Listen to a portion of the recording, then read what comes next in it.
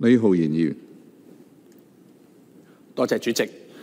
亦都多謝林哲玄議員提出今日嘅呢項議案，令到我哋有機會咧係可以討論一下醫療融資呢一個迫在眉睫嘅課題。我嘅修正案咧主要係涉及到政府應該深化研究同埋進一步推進各項嘅醫療融資來源，從而咧盡快舒緩公共醫療嘅財政壓力，並且為公共醫療體系咧帶嚟長遠嘅改革。點解我話到係迫在眉睫呢？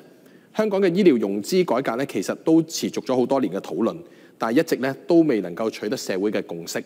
使到咧至今咧都冇乜好重大嘅一啲改變。根據政府嘅最新數字咧，政府嘅醫務衛生開支咧就係1410億，佔政府總開支咧大概係17.1%嘅，係最大嘅開支範疇。而公營醫療嘅服務嘅資助率係高達97.6%，隨住人口老化啦、服務需求增加同埋醫療成本嘅持續上升咧，政府嘅醫療開支亦都只會係持續上升。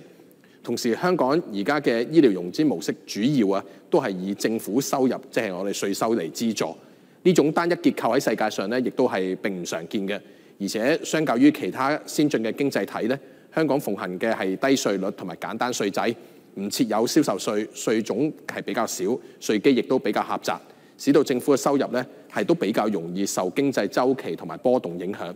由此可見醫療開支只會係無可避免咁樣咧係持續上升，而高度依賴政府收入資助嘅呢種單一醫療融資結構咧，亦其實係不可持續嘅。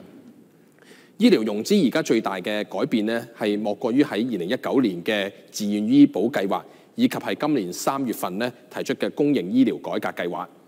自願醫保其中一個目標咧係長遠咁減低公營醫療系統嘅壓力。然而公營醫療使用率咧係仍然高企。而家咧約有一半嘅醫生咧係喺公營醫療系統度咧照顧緊90%嘅住院病人。呢種系統嘅失衡反映咗私營醫療系統咧未能夠有效咁分擔壓力。自願醫保咧對於舒緩公營醫療系統嘅壓力咧係有幾大嘅作用咧，仍然係有待觀察嘅。另一方面咧，今年提出嘅公營醫療收費計劃咧，政府喺提交立法會嘅文件當中提到第一輪收費改革落實之後咧，公營醫療服務嘅整體資助率咧仍然係達到大概94%。通過提高市民共付嘅比例咧，引導市民改變使用醫療服務嘅習慣，改善醫療資源精準配對同埋減少浪費。儘管呢個方向咧係正確，但係咧無改對公營醫療嘅高資助比率，醫療融資嘅結構咧依舊係單一嘅。而家嘅醫療融資安排咧係提供咗同等嘅醫療服務，使每名嘅市民咧不論負擔能力咧都係可以唔經過審查獲得同一水平並且係資助率極高嘅醫療服務，而且具有簡便同埋低成本嘅行政管理，以稅收作為醫療融資來源咧，亦都達到咗財富再分配嘅一種效果。然而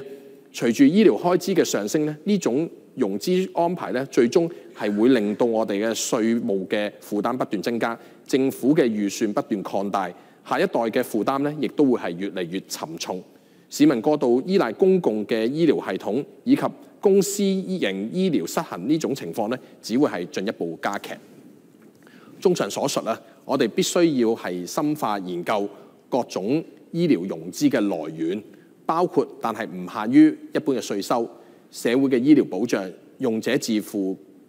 醫療儲蓄戶口等等唔同嘅方案，並且綜合民生啦、經濟啦、人口結構、社會所需等嘅各方面咧，作出多重嘅考慮，進一步咧係推進適切嘅醫療融資方案，構建起可持續嘅醫療融資結構。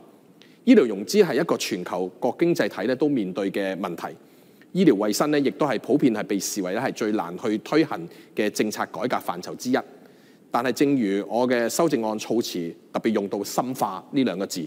正因為難，所以我哋更加應該堅持咧切實咁樣去更深層次嘅階段嘅改革去發展，探索有效嘅方案，舒緩公營醫療嘅財政壓力，為公營醫療體系咧帶嚟長遠嘅改革。本人謹此陳辭。我嘅呢個修正案咧，其實亦都係參考咗林醫生喺去年原本嘅議案當中嘅內容重點咧，補足喺今次嘅修正案當中。希望各位同事能夠支持我嘅修正案同埋原議案。